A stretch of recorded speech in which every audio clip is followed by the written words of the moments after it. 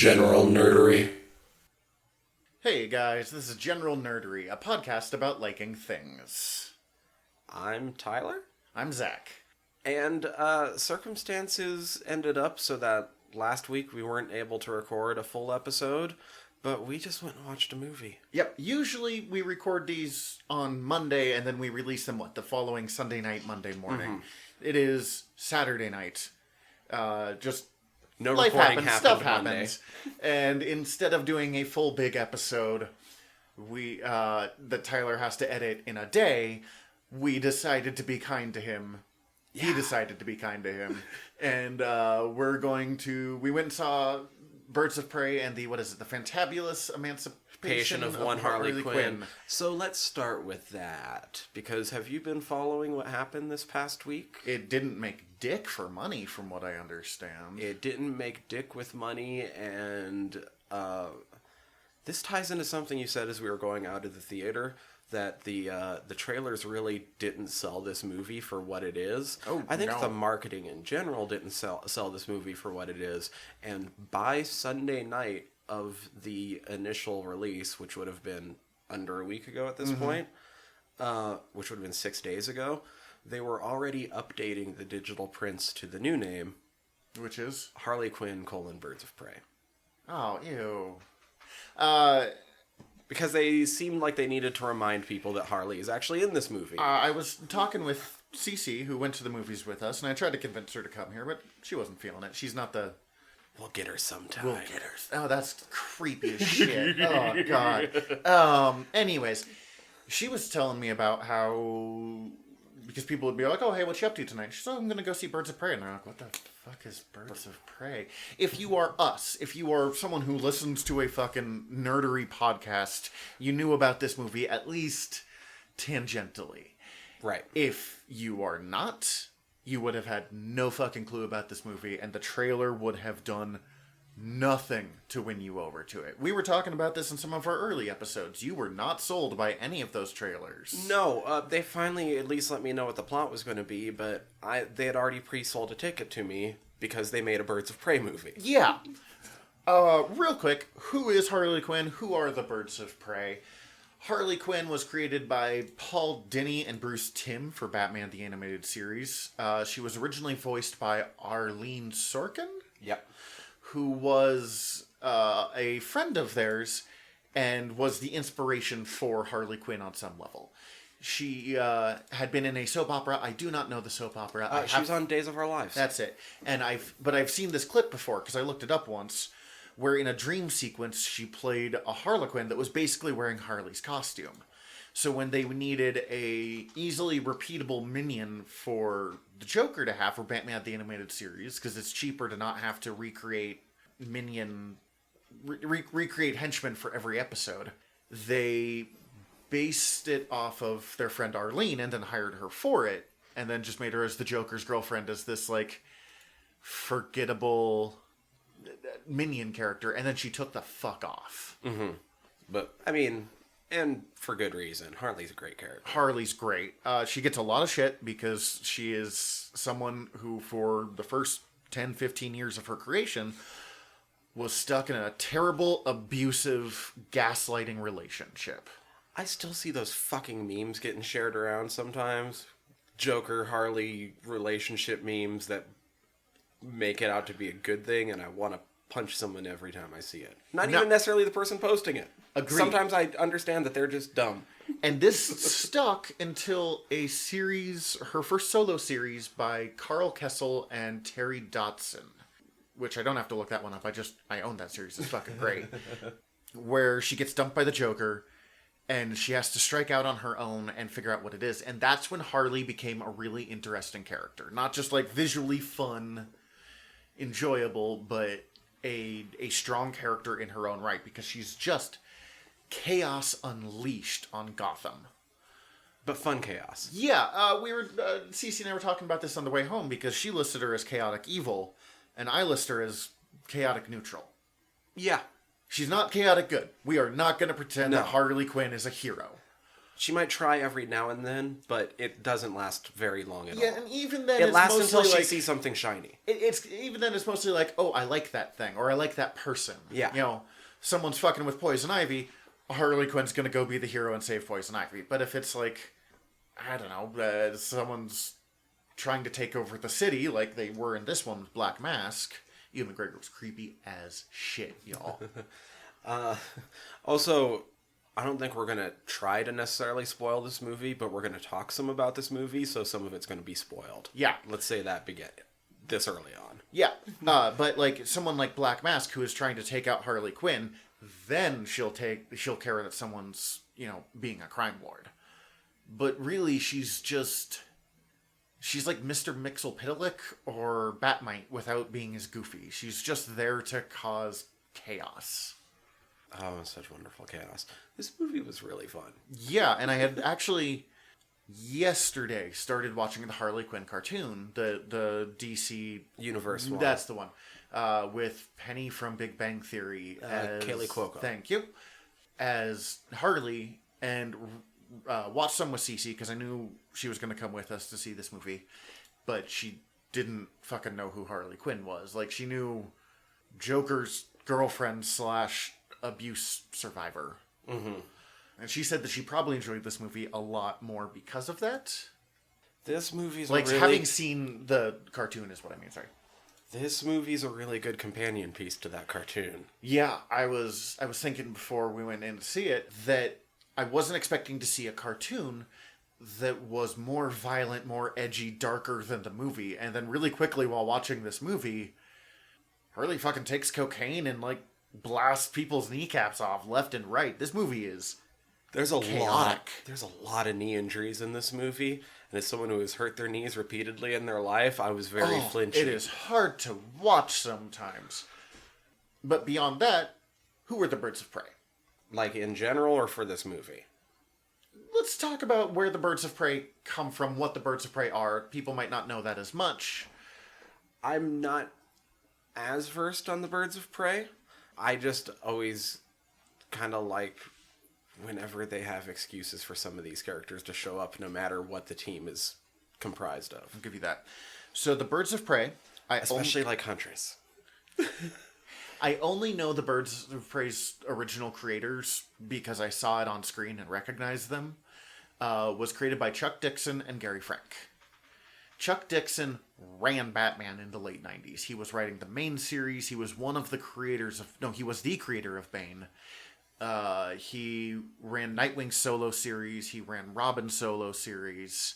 He wrote the main Batman. He wasn't... I don't think he wrote Azrael, but he might have for a bit. And then Gary Frank, great artist, very slow. Just did the Watchmen sequel, Doomsday Clock. Oh, okay. Was an excuse to use Oracle, who was Barbara Gordon. Barbara Gordon, Batgirl, got paralyzed, became super hacker, and then he gave her Black Canary as a sidekick character. Not sidekick, but like the physical action part. And then... To be the bronze, I'll be the brains. Yeah, sort of thing. And the series ran for like 50 or 60 issues, which was not unheard of in the 90s for comic books, with Chuck Dixon as a good series, not a great series. I have a lot of it. It's just enjoyable. But he left the book, it was about to get canceled, and they handed it to Gail Simone. And they were like, this book's probably going to get canceled, so you can do what you want, and don't take it personally, like, when it doesn't last. We're putting you on a dying book. It's not your fault if it goes down. And so she was just unleashed, and she added in Huntress and Lady Blackhawk from the Blackhawks, and brought in like this rotating cast of awesome female superheroes, and she wrote it the way that Gail Simone writes things best. So it was funny, it was kick-ass, and it was kind of sexy. And it was empowering. How often are the Birds of Prey actually bird-themed? Black Canary and Lady Blackhawk. That's it. Hawk and Dove joined later, and it was kind of weird when Hawk joined, but it was... Yeah, I could see that. He wasn't officially a member of the team, I don't think, but he was hanging out with Dove all the time, and she was. Right. So he was a regular character, he might have been counted, but it was not... It didn't last very long. Okay. Birds of Prey is always a fucking badass rogue female superhero team, and it's usually Barbara Gordon or Black Canary, preferably both of them, bringing in their friends whenever they need to do stuff and just unleashing hell wherever something might need unleashing hell. So then for this movie, they use obviously Harley. We got Harley Quinn. We got Renee Montoya, played by Rosie Perez. Who I don't think was created for Gotham City Police Department by Greg Rucka, but was definitely used. Like, that's where she was best known. We have Huntress, who I thought was the weakest part of this movie, but you really loved her. I really liked Huntress. I'm already shipping her and Harley. Oh, Jesus.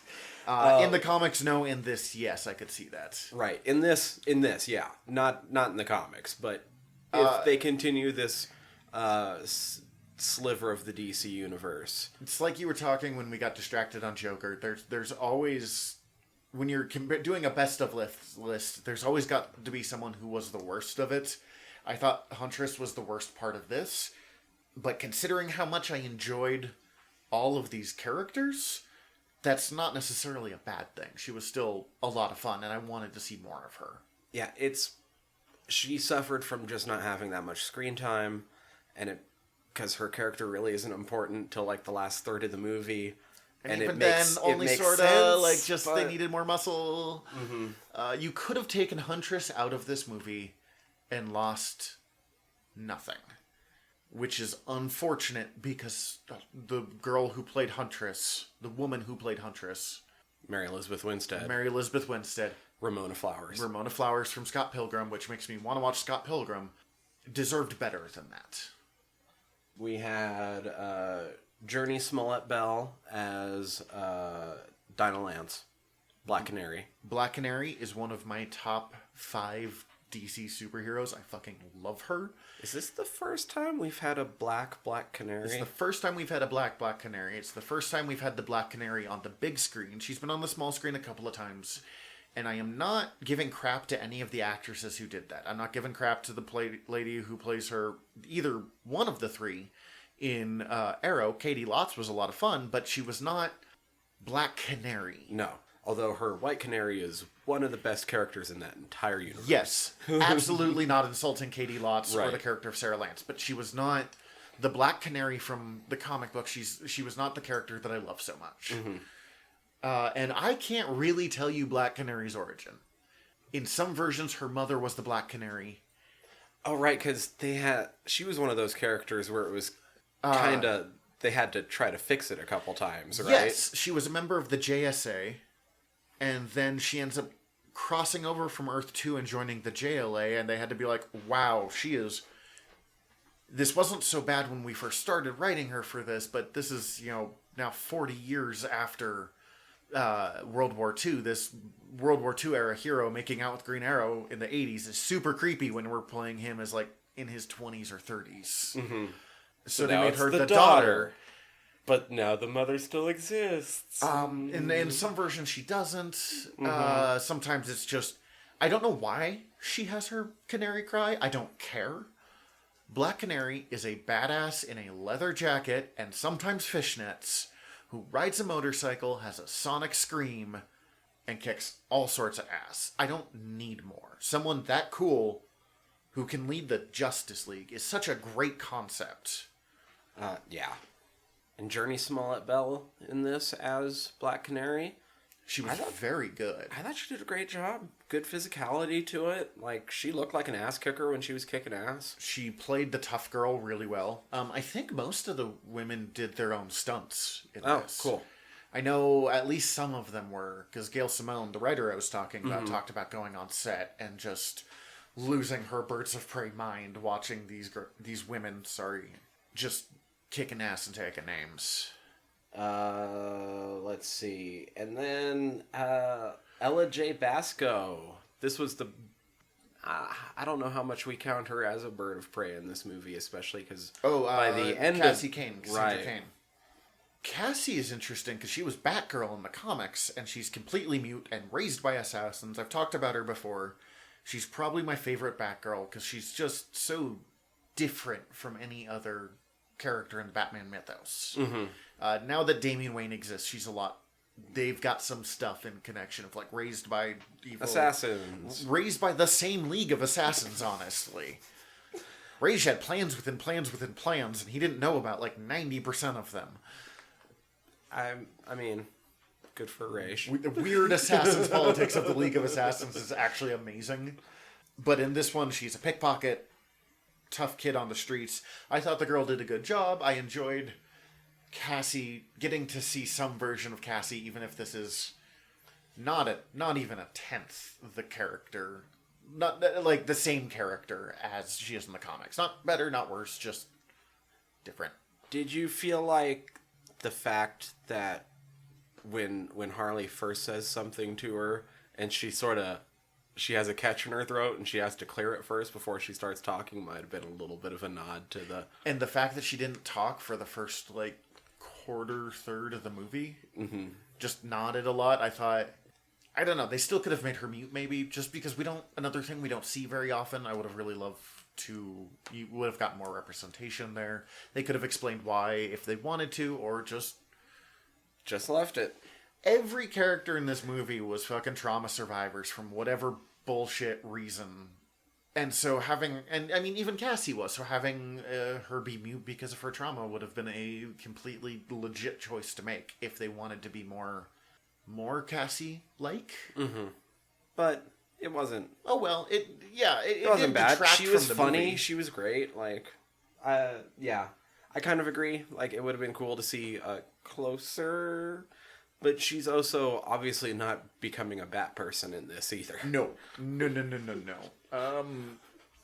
ever since they stopped having her be Batgirl, they've not quite known what to do with her. Last I knew, she was going by the name Orphan, which is a little edgelord for my tastes, but whatever.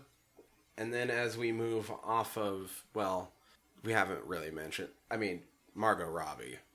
She killed it. I had not seen Suicide Squad. Oh, really? So okay. This was my first real introduction to Margot Robbie as Harles. So once again, this is based only on talking with other nerds, but I seem to have enjoyed Suicide Squad a lot more than a lot of other people. I still find it not good, and I feel like I could have written a better one in about 15 minutes. But I'm told there's an extended cut that improves it, but I don't know. I've not seen it.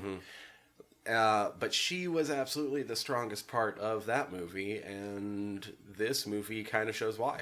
I was unsure if Harley Quinn could carry a big screen movie, and in the last, 3 days, I've really been won over, and it's the cartoon and this. I can see why Margot Robbie loved playing that role. It is clear in every scene that she's in that she adores playing Harley Quinn. She is having all of the fun.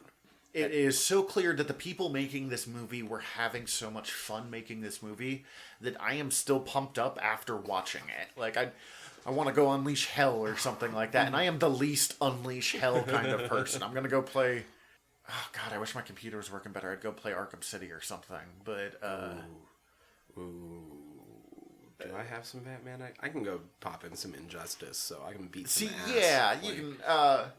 And I'm glad we're talking about this movie when it came out early, because I know only 30 of you go listen to us, and we appreciate you, don't get me wrong. But all 30 of you should go see this movie, because if nothing else, this movie was brave, and it was willing to take risks, and it was something that that DC is going to be hesitant to do again, after it not making much money. I hope something happens that makes that box office get a bit higher, or when it gets released on video for the fucking... That's its best hope. The reviews have all been really good. It's been a really unexpected hit. People just aren't going to see it. When they see it, they like it. And if it gets enough video sales, DVDs, whatever the fuck people are buying stuff on these days, it has a chance of at least getting some life. I don't see them getting a sequel to it, which is a damn shame. This should get 2 sequels. This should get a Harley sequel, and this should get a Birds of Prey sequel. And then a third that brings them together again. That would be great. You could just do a franchise off of these two. Gotham is set. This is one of the best portrayals of Gotham that I have ever seen. It's so good. It's so fun. One, not used to seeing Gotham during the day, and this is during the day like half the time.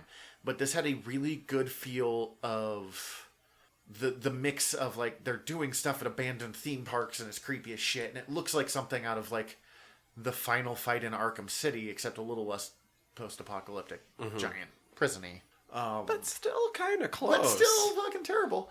But also feeling like a real city at the same time. Like, it is a really good blend of the superhero and the ground level that comic movies aren't very good at doing. The Dark Knight trilogy was very good at, like, this is a grounded, realistic, real world. And then other movies are pretty good at the, like, this is the insane Batman world. But the combo here, I thought, mixed a little better than I'm used to seeing. Mm-hmm. You mentioned him already, but we had Ewan McGregor as Roman Sionis, Black Mask. I haven't read enough Black Mask to have an idea of how he should be played. How do you feel about Ewan's portrayal of him? I have limited experience with Black Mask because Black Mask is not a super prevalent character. There are much bigger name Batman villains to do. And especially with the overuse of the Joker, just characters like Black Mask get pushed out a lot. My only real experience with him was a storyline called Gang War that is kind of legendarily bad. They had created a female Robin, and then they killed her off. Spoiler, had become Robin. Okay. And then they killed her off when the Black Mask killed her, and just, like, popped back the old Robin. The Tim Drake came back. It was bad. Like, and it's not bad creators writing the book, just nothing that they were trying to do worked. So I don't have a really great opinion of Black Mask, but the only other place I'd seen him other than that was in Batman Under the Red Hood. Okay, yeah. Where he's a similar thing to here. He is a good street level gang villain. He can't take on the Batman in any really appreciable way. But if you need someone pushing territory on the Penguin, then perfect. He's perfect for that. If you need a kingpin who is not necessarily the full king of Gotham, but is real dangerous and can't be underestimated, he's real good. And I like that they used the other person that was the, like, low-level grunt dangerous person in Gotham, Mr. Zsasz. Yeah, we had Chris Messina as Victor Zsasz. That was the one. I like my Zsasz to make his cuts a little bit more obvious tally marks. Yeah, he just had cuts. Zsasz is a weak-ass character, for being really honest. He's a one-note creep. But you can use a one-note creep character in effective ways. And, Zsasz is broken out of prison. We want to tell a very personal, dark tale has been done. Or you need to introduce Batman as being a badass. Don't tell people that story has been done, because my half-finished Batman script is Zsasz is breaking out of fucking Arkham. I mean, that's it. The Kevin Smith Batman story, where it starts with him kicking the crap out of Zsasz before entering into, like, a Joker story. Not Widening Gyre, the one before Cacophony. It was good. I liked it. But Zsasz is a really good, like, one-threat villain, like the mini-boss. So he did a very good job here as Black Mask's number 2. I want to see that more. They should work that into the comics, honestly. And I think that it would give Zsasz so much more room to do stuff with, rather than just being, like, the gibbering, stabby maniac. And there's... the thing with Zsasz is there's so many interesting ways you can play him, because he also grew up a child of privilege. But so it's however you want to... I know, they never make him a broken child of privilege. They break him to the point where he's a gibbering lunatic. Yeah. I almost want to see more of, like, a Patrick Bateman Zsasz. I would have loved to have actually seen some of that. I didn't know that about Zsasz, and thank you. I love learning things about comics I didn't know. Fucking my favorite thing. But they did a really good job of... Sionis, Black Mask, is just fucking bullshit privilege unleashed. He's so full of himself. It's so fun. He's so full of himself. He's so sleazy. He grew up with his dad being super powerful, and he's trying to be like, look at what I made by myself. Did you catch Harley calling him a Trustafarian? Oh, God. But, like, he never seems to realize that he was able to do all of this himself because he comes from impossible fucking wealth. Mm-hmm. Black Mask in the comics, I want to say, had a kind of like almost Doctor Doom approach of he built his original mask out of the like wood of his father's coffin, kind of weird, crazy 90s shit. Mm-hmm. And they kind of stopped talking about that because it's weird, crazy 90s shit. That's funny. Are we missing any other characters that popped up?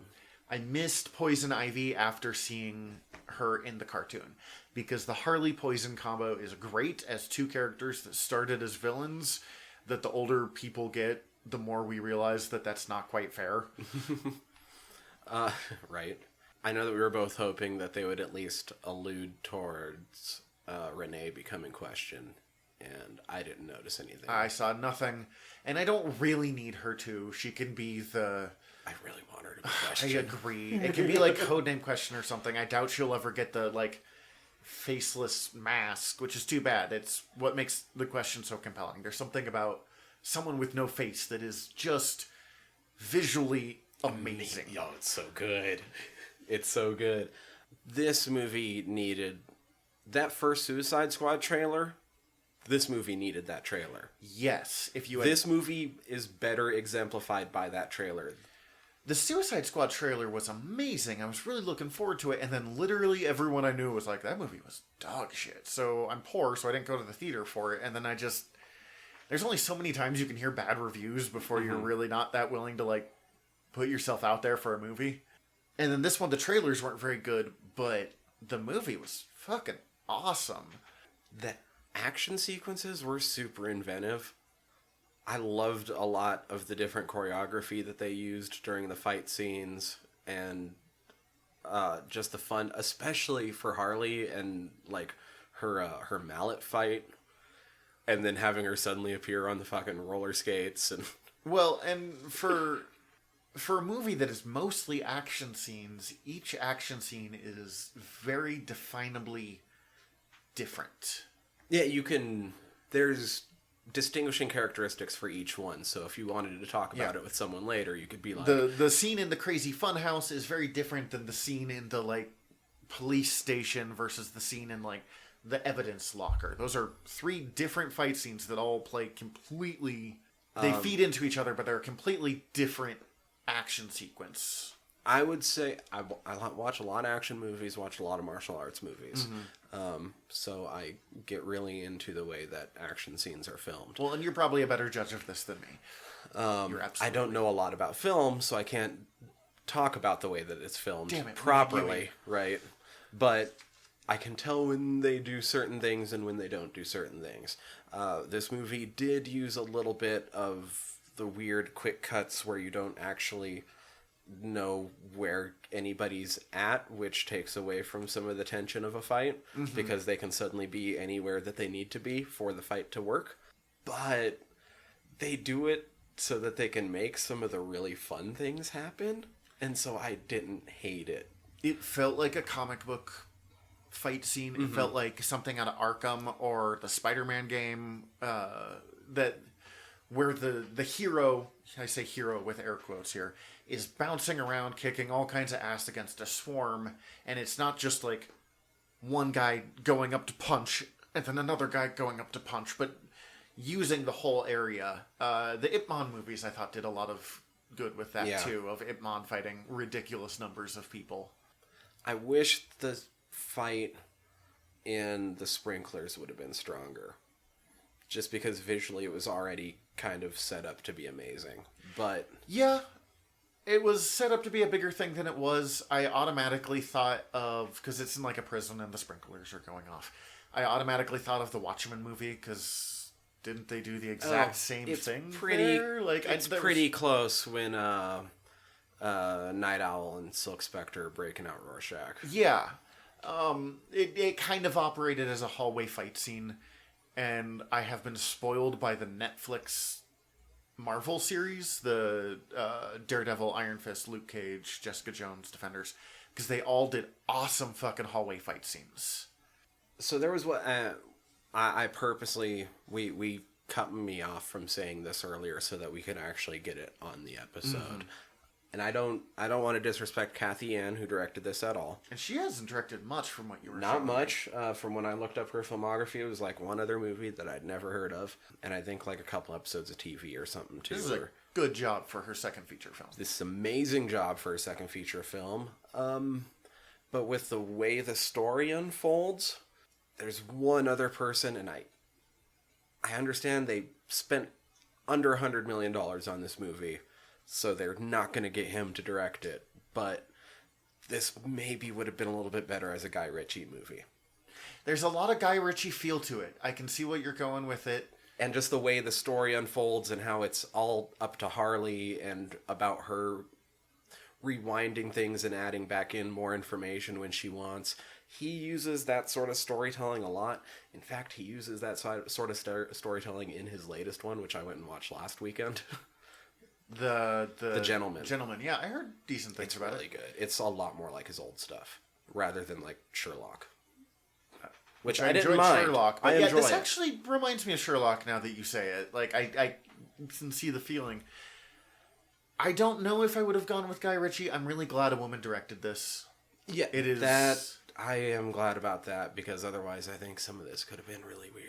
And it's not like male characters can't write female characters or vice versa, but the representation is so low, let's be honest, it's real bad, that I love seeing movies like this that are just kind of celebrations of women kicking ass, made by women, starring women.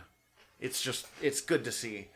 Now I'm just worried that that we don't let Hollywood pigeonhole women creators into only making women characters. But I would love to see Guy Ritchie do a film with these characters. Like, I think it could be done. And I think I mostly say that just because the way that of the plot of this movie unfolds and the way that Harley tells it is very Ritchie-esque to begin with. But yeah, I wasn't expecting it. It is a good plot device for Harley Quinn to have it jumping all over the place. This movie is as chaotic as she is. Yes. Which I think is part of the problem that the movies had, or the trailers had. They didn't convey that very well. It almost... It wasn't Margot Robbie for Delirium? It almost felt like they were trying to advertise this as more of an art house flick, and it's not an art house flick. It should also be pointed out, as Cece was very much saying, it was sexism that kept them from advertising this too much. It's an $80 million all-women everything movie. I honestly appreciate just the fact that they made an $80 million movie again. Yeah, and that doesn't happen often anymore. And that they showed they could do it, and there were only a few points. I mean, it was pretty obvious a lot of times that there were CGI, but it wasn't... There were only 2 points I found it distracting. There was a single one where she takes the knee out backwards and then takes it forward again. And it's painful to watch, but it just broke the reality for me. Like, it's one of the few moments that I was like, well, that was very much a special effect. And the hyena was clearly CGI. The hyena was clearly... Although I liked Bruce. Yeah. I think Bruce, and naming it Bruce, Harley having a hyena named Bruce, traces back to possibly the original cartoon, because they had hyenas. Right. And they kind of were Harleys more than they were Jokers. And I think that, like, she named him after Bruce Wayne. That hunky Wayne guy. Yeah. I think that actually traces back to Bruce Timm and Paul Dini. That's awesome. Who, if you somehow are listening to a nerd podcast but have not watched Bruce Timm and Paul Dini DC cartoons, what is wrong with you? End this podcast right now and go listen to that. That's way more important. Especially his older stuff, like up through Justice League Unlimited and Batman Beyond. Bruce Timm has done a couple of DC straight-to-DVD movies that I'm not a big fan of. He did A Killing Joke and Dark Knight Returns. Oh, okay. And part of that is those are not great movies to translate. Like, right. The Dark Knight Returns it's good, but I'm not as big of a fan of that story as a lot of other people I are. recognize its importance historically. I don't have time to go on my Dark Knight rants. And Killing Joke hasn't aged particularly well, but I think one of the weirdest things is he has this weird obsession with Batgirl dating Batman. He uses it all the damn time, and it's always creepy. Always. Yeah. It is always creepy. Yeah, I never liked that. Only he did, as far as I can tell. But beyond that one critique, I'm being mean. Bruce Timm, Paul Dini have made some of the best DC cartoons ever made. They're why DC has the reputation they have for high-quality cartoons. I'll put Batman Beyond up against just about any cartoon I've ever watched. And I watch a lot of cartoons. God, so this probably isn't going to get a sequel. But I immediately know what I wish would happen. I mentioned it before, this should get 2 sequels. Mm-hmm. There should be a Harley sequel, there should be a Birds of Prey sequel. Now, for your sequel here, is this both of them in one movie, or your 2 sequels? 2 separate, because Harley kind of goes her separate way at the end. Because then what I would want would... This one is now Harley Quinn, Birds of Prey. Yeah. I don't know if that's ever... I don't know how much that's going to be reflected, but I've already noticed it popping up, and like that's what our tickets were. I think it's too bad, but I get it. So the next one on the Harley side should be Harley, Gotham City Sirens. Oh yeah, I'm bringing Poison Ivy and Catwoman. And then the third one, after whatever Birds of Prey does for their second one, should be Sirens v. Birds of Prey. Wait, God, someone awesome is portraying Catwoman in the next one. It's Zoe Kravitz is playing Catwoman, I want to say. Oh, I am looking forward to that. Yes. And I could see that in this world. 100%. Zoe Kravitz would be great in this world. Oh, man. Oh, I'm so mad that I don't think this is going to get a sequel. Prove me wrong, DC. I will buy tickets to all of them, and I don't really go to the theaters. Right. Birds of Prey 2, you can have Montoya get questioned. Maybe. maybe have more than just a single line of dialogue pertaining to the fact that she's a lesbian. Give the Huntress a costume that doesn't suck. Yeah, Huntress always kind of gets boned over on her fucking costumes. The one costume that I like was what she was wearing during the Grant Morrison, Howard Porter era of Justice League. So, like, late 90s. And even then, it's not a great costume. It's a pretty forgettable costume. It's just the only one that isn't really awkwardly terrible.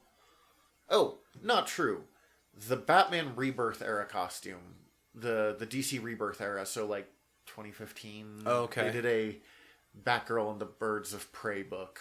Her costume is very good in that one. I'm gonna have to look that up, just so before that series came out, they'd been treating her as kind of like a Nick Fury character. She was leading a spy organization, or at least was chief spy for a spy organization. And she goes rogue and becomes the Huntress, which I thought was a fun way of doing the character and explaining why she's trained. This one, they added in an element that I've never seen before in Huntress, but I haven't read a ton of Huntress origin stories, so it could have been there.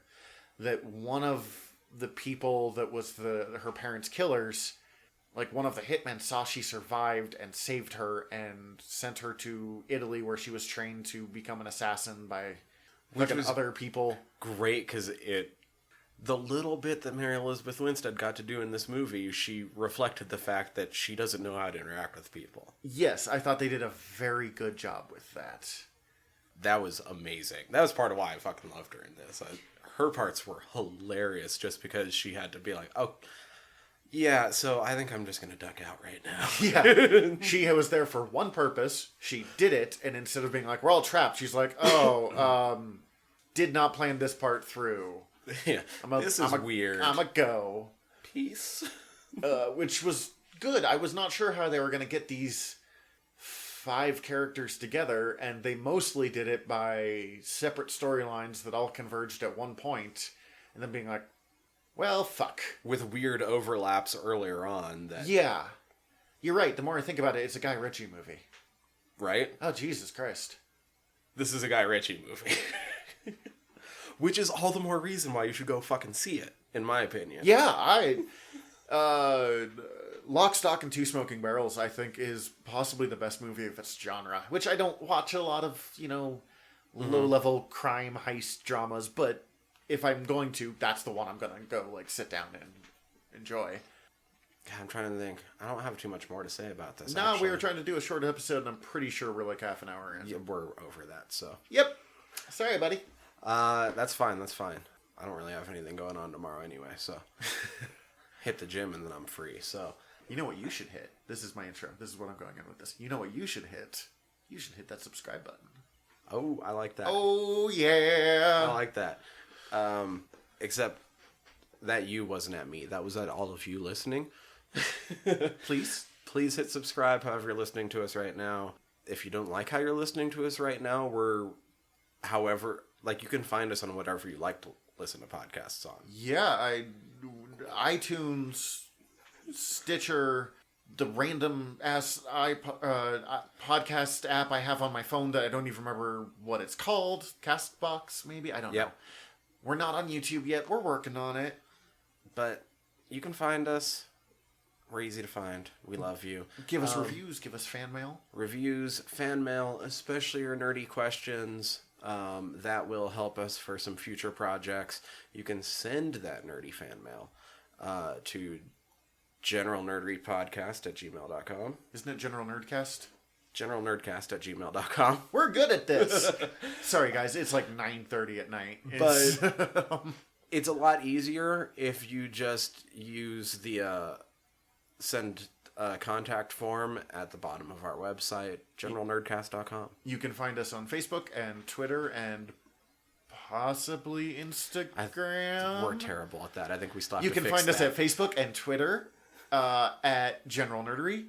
You can find our brother and sister podcasts on Earworm, which is EARVVYRM.com. I am talking too fast. I am sorry here. It's okay. Because even if they don't remember that and they just go to generalnerdcast.com, they can just click the link up at the top.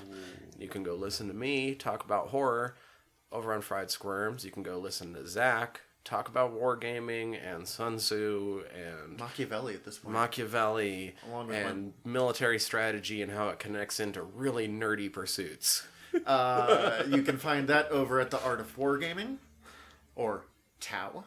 And yeah, I think that's all I got. In the meantime, I'm Zach. Oh wait! I get to say this. Yeah. You can also go directly to that podcast. That is taowargaming.com. TAO Wargaming. Is it TAO or TAOW? It is TAO. Okay. Oh, yeah, that makes sense with Tau Wargaming. Yes. Great. I probably should have learned some of this stuff before we started recording. I need to. It's okay. That's do my brand homework. new, and I don't know if I had told you that. Okay, that's great to know. But in the meantime, we're your generals of nerdery. I'm Zach. I'm Tyler. Dismissed.